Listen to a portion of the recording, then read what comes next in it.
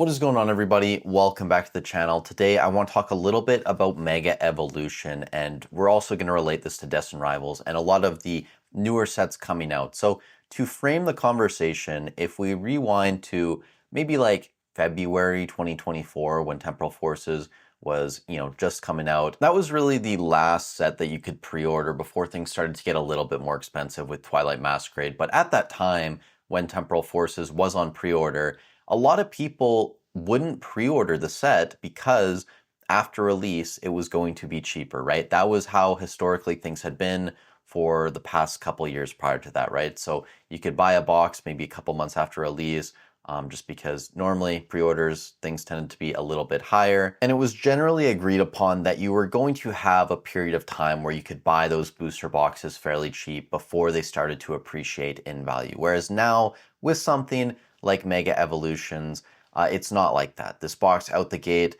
was up to around $300. We're now seeing Wave 2 come, and with just the general pullback in the hobby, we're currently sitting around $245 on TCG Player. So it begs the question, with a set like Mega Evolutions ME01, should you be buying at this price? And I think it's a really interesting conversation to have because when we look at Mega Evolutions, obviously this is the unenhanced version, around $245, enhanced around $250 currently. But when you look at the cards inside, there's a lot of value in this set, and a lot of your favorite YouTubers have even said that, in their opinion, Mega Evolutions is better than Destined Rivals or on par. And when you look at the hits inside of it, I know that when you look specifically at just the Pokemon, the Destined Rivals set might be a little bit better. You have Ho, you have Mewtwo, Cynthia's Garchomp, a Moltres in there. Whereas compared to ME01, sure, Gardevoir and Lucario, they're great popular Pokemon, but are they on that same level? I'm not exactly sure about that. But regardless of that argument, you have to accept that there is a ton of value in the top 10 cards in Mega Evolutions. And I actually did a comparison for you guys. So here, Destined Rivals top 10 value is currently $1,615 approximately, whereas Mega Evolution, you're over $2,000, almost at $2,100. And another thing that you have to consider is going to be the pull rates for this set. So the top cards, the gold cards, the Lucario and Gardevoir, those are 1 out of 1,260 approximately. That's about 1 in 2,500 for one of these specific cards. And an SIR is about 1 in 100, with any specific one being about 1 in 1,000. Whereas with Destined Rivals, that's about the same, but we don't have that top tier rarity that Mega Evolution has with those gold cards. And the reason I bring that up is because in the future, I don't think these cards are going to be incredibly cheap, right? Like if someone told me these were going to be $100 a couple years into the print cycle of Mega Evolutions,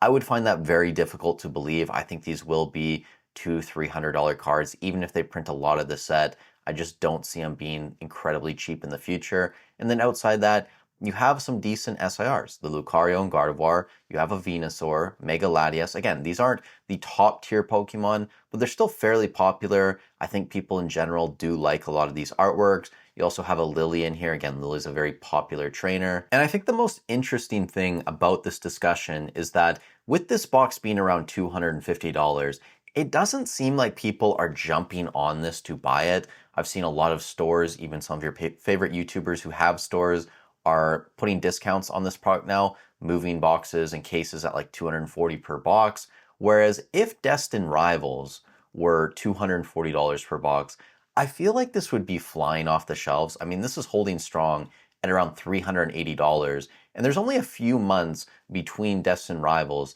and Mega Evolution. So it's not like they're in super different parts of their print cycle. So at least to me, it does feel like there is a disconnect between how people are perceiving Destined Rivals and Mega Evolutions just based on current market price and considering the value that you can get out of the top 10 to 20 cards and even total set value. And I understand some people are going to say that Destined Rivals, it has the better hits. You have the Mewtwo. These are kind of timeless Pokemon. I think Destined Rivals is probably a little bit deeper too. It's got some solid illustration rares, but is this really $140 per box justified? In my opinion, probably not, even when you consider all the factors like the Pokemon and where it is in the print cycle. Now, I think a lot of this too could be justified through the explanation that people are a bit concerned about where Pokemon is currently in terms of their printing ideology. Do they want to print something like Mega Evolutions a lot more than they did for Destined Rivals. Again, Destined Rivals, Esfiera,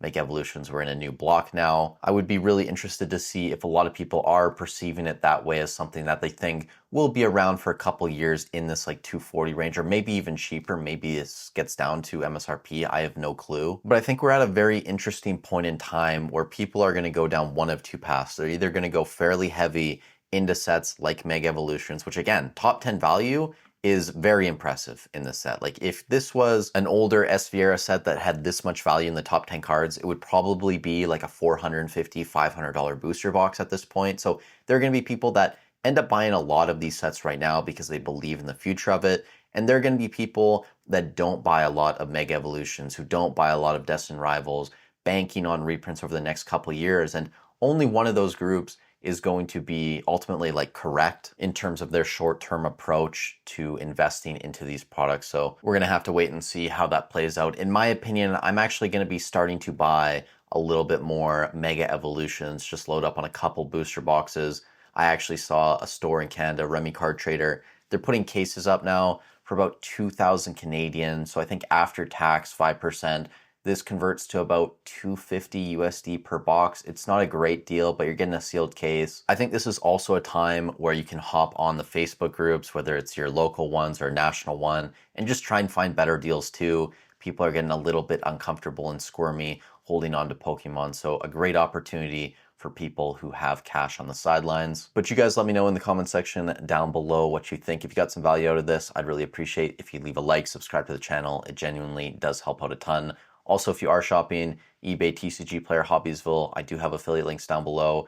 Free and easy to use. All you have to do is click on it before you do your shopping. I'll get a small percentage of the sale at no extra cost to you. So it's a free and easy way to support the channel. But with that said, thank you guys so much for watching the video. Stay safe wherever you are in the world, and I'll catch you in the next one.